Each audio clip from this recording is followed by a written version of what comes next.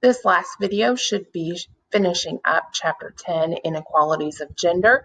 I apologize, the last one ended quickly, but I'm trying to keep these under 15 minutes so that way I can upload them to YouTube. So finally, the last section we're going to discuss is gender in the U.S. So we're going to focus on sexism. Sexism is a set of beliefs, norms, and values used to justify sexual inequality, the belief that men are naturally superior to women. You might be thinking, how is this true? This isn't true anymore for the United States. Sexism isn't a thing anymore. You may think that, but we do have some facts to show that sexism is alive and well here in the U.S. Well, how do we know? We know that by looking at some statistics. So here's some facts in the U.S. And again, these facts are a little bit out of date. Our book, I believe, was published in 2017, which means it was written probably in 2015. So these facts might be 5 years old or a little bit more than that. So facts in the U.S. 33% of corporate offices in Fortune 500 companies are women. So only 33, so basically a third office holders in Fortune 500 companies are women. If we really had true equality, it would be closer to 50%. Even if it was 45%, we would consider that more equal. But 1/3 is not equal. How about this one? 19.4% of the seats in the U.S. House and Senate are occupied by women. Again, it should be closer to 50%. Women only fill about 14% of architecture and engineering positions. So I think I noticed a typo in that slide. I apologize for that. But if women are only filling about 14% of those types of positions that are typically thought of as being held by men, there's a problem. Something is happening.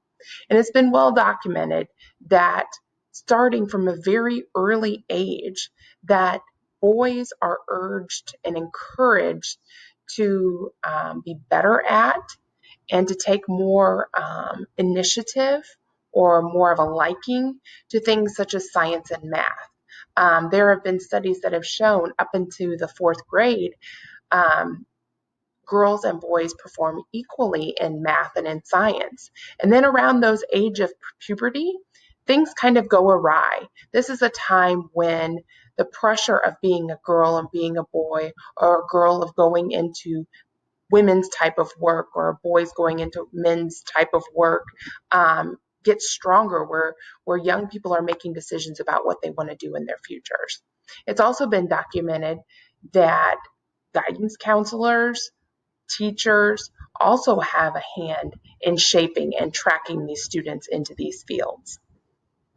And on average, women make 80 cents for every dollar earned by a man.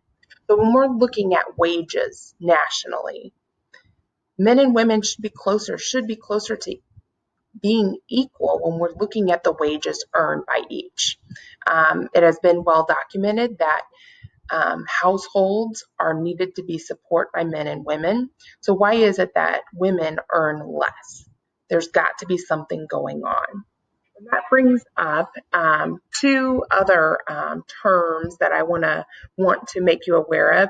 One is occupational sex segregation, and then the other is the dual labor market. So occupational sex segregation is the idea or the term that women are still concentrated in different occupations than men. So we can take a look in your book.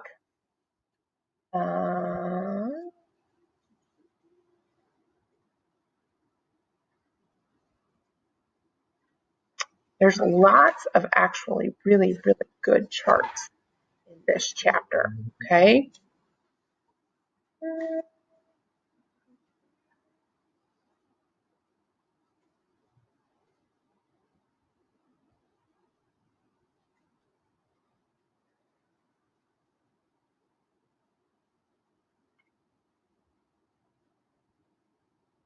Okay, so even let's take a look at this.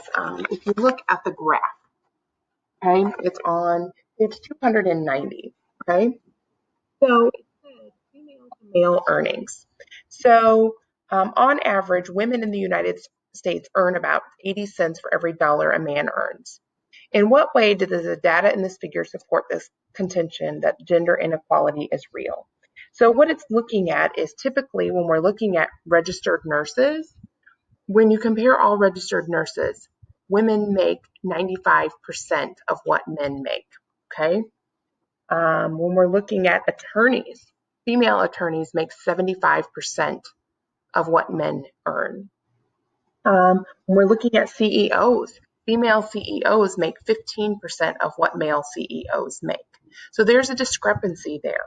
Okay? Occupational sex segregation. Again, women are still concentrated in different occupations than men. So women are concentrated in teacher roles, daycare workers, hospitality workers, all of those jobs that are thought of being men, occupied by women. That's occupational sex segregation. The dual labor market is a product of this occupational sex segregation, a split of the economy into core segment of preferred workers and another segment of marginalized workers that are employed to assist or help the preferred workers, inside versus outside. So this is where the CEOs are typically male and their office assistants are typically female. It's where the doctors are typically male and their assistants, the nurses, are typically female. That is where we're creating this dual labor market where male-oriented professions are preferred to female occupations, which are usually assistants to the preferred occupation. So the other thing to note is back in, I believe, the 1980s, let me look at my notes, they tried to pass an equal rights amendment. It was never passed. So we actually do not have an amendment in our legislature, in our laws to say that men are supposed to be equal to women. It was never passed. So what does that say about our culture and the importance of having equality between men and women? So there is this movement towards being equal, movement towards having more equality between men and women. Okay, it brings up a theory and a movement. Feminist theory and the women's movement. So it's not about bra burning, political correctness, angry women, or man hating. Okay, some people who are part of the women's movement do these things, but that's not what the basis of it is. Feminist theory is rooted in science and it looks at the lives of women and men and gendered relationships within society. What does it mean to be a woman? What does it mean to be a man? And what expectations does it put on our life path because of our gender, because of the sex that we were born? It's looking at the science. The women's movement is non-scientific and its activities designed to promote gender equality. It's an ongoing movement that takes different forms in different areas and in different countries. So there's a difference about that. But it's not about men having less rights, not about men losing and women winning. We're just looking at having equality between the genders so that we promote social unity within our culture. So one of the things when Michelle Obama was in office that she tried to do is there was a movement called Let Girls Learn.